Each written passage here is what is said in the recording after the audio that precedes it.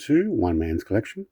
Today I'm looking at the Ferrari Can-Am. Work out what year this is. 1968. So the 612 Can-Am. I do have a nice die-cast car with a massive wing on the top and some very, very fragile mirrors, which I keep dropping one off of, especially when I'm trying to move it and or clean it. So I'll try and lift it with the wing. We'll take a closer look at that. Very happy with that. It's also a very solid die-cast car. All right, come back into this one. We're going to go through the magazine, but not in full detail. So if you want to actually read some of this, you'll have to pause the video and have a look. So inside this issue, single-seater is the 156 F2, car developed with Dino.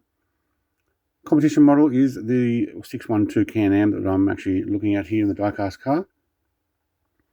And the production model of this particular issue of magazine is the Return of the Front Engine GT456 GT.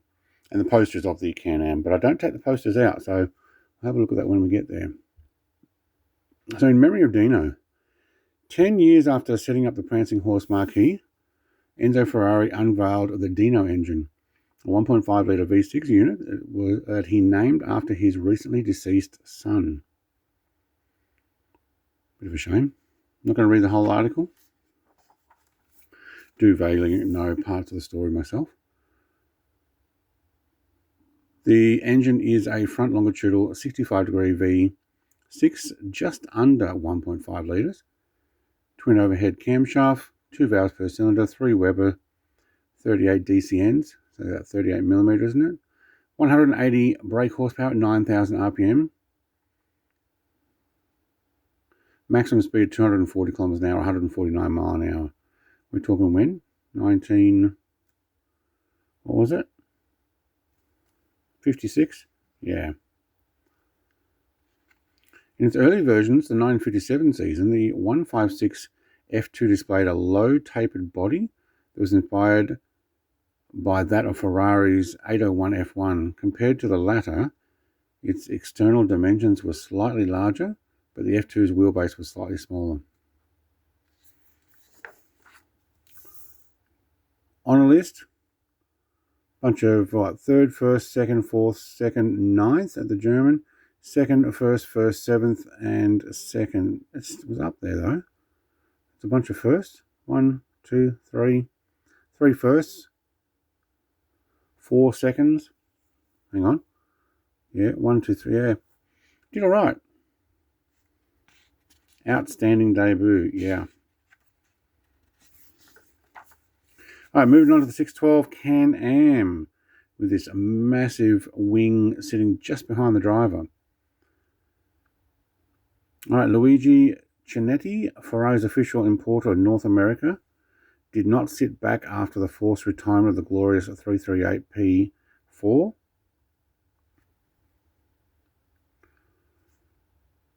Endurance car at the end of 1967 due to the new racing regulations. Instead, he threw himself enthusiastically into the new Can-Am Championship races in a new model, the 612. Yep. Not going to read everything. You'll have to pause. Impressive specifications. Almost looks like there's meant to be a poster in there. That's probably what this is. Let's have a look. Yeah, it is.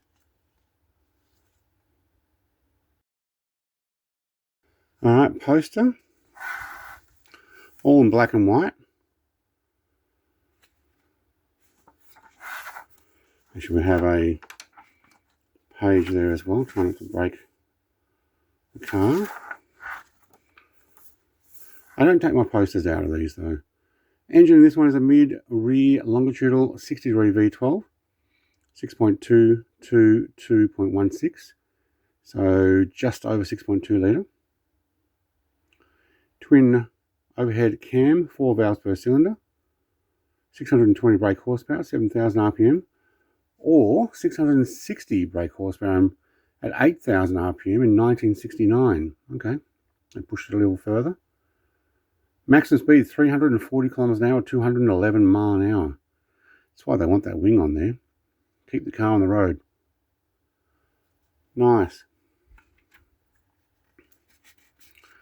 So what are they calling it? A 6-litre V12. Yeah, 6.2 and a bit. Varying fortunes. Right. Bunch of 7th, 5th, 8th. Yeah, second at Watkin Glens in 69. And Edmonton, 3rd at Lexington, 5th at Long Island. Okay, mostly no first. Okay, bunch of 4ths, some 10ths, 8ths. Okay. Still, it was there. There's running without the wing by the looks of it. Ferrari 612 Can-Am with the 512S engine raced at Laguna Seca on the 17th of October 1971, driven by Jim Adams and under the supervision of Mario Forgeri. I'm not sure how to pronounce that one, but anyway. Far left in the photograph on the left. Car finished 8th. So, yeah, varying fortunes. Interesting with that wing on it, though. Both are classics. This is the production models. The 456 GT. I think I might have already shown this car off. With its harmonious lines and aggressive temperament, the 456 GT remains a milestone of illustrious career of Ferrari's 2+2 Berlinettas. As one authoritative British motor magazine described the model upon its release, it was the finest GT in the world. Nice looking car. Very nice. Ooh, look at that interior. Even the rear seats look like bucket seats. Wonder how much leg room you really got there, though. Concealed aerodynamics, sophisticated research that went into the design of the body in the 456 GT was reflected in the area under the body and the discrete shape of the spoilers at the back and front. These were designed to optimize the car's downforce at high speed. Yeah. I'm not going to read the whole article. You will need to go back and pause that to have a look, but I'm going to read some of the usual stuff. Engine is a rear longitudinal. No. 65-degree V12. No, the engine's in the front. What's this rear longitudinal? How do you fit 2 people in the back by having an engine in the back? That's not. I think that's a misprint. 5.4 litre. Almost 5.5. 442 brake horsepower at 6,250 RPM. Maximum speed over 300 kilometers per hour. Yeah, cool. Coming up in the next issue is the 550 Maranello model. Number 57. We'll be back next week with that one. Let's have a look at this model. Try and be as careful as possible. Don't take my mirrors off. Already had to go searching for it on the floor. Great looking model though. And a lot of die cast in that. I'd say it's hard to tell. I think that's plastic wing. Oh, and I dropped my mirror by doing that. Okay, so the mirror kind of sits in with pressure. I haven't glued it. It probably should get a touch of glue to put in there, but I don't want any over the car. I don't want it popping out.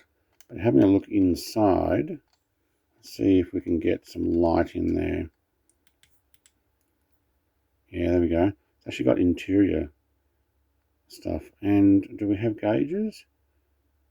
We do have gauges, but I don't think there's anything on the dials. Oh, no, there is actually. See if we can get in there. Shine the light there. That's actually very difficult.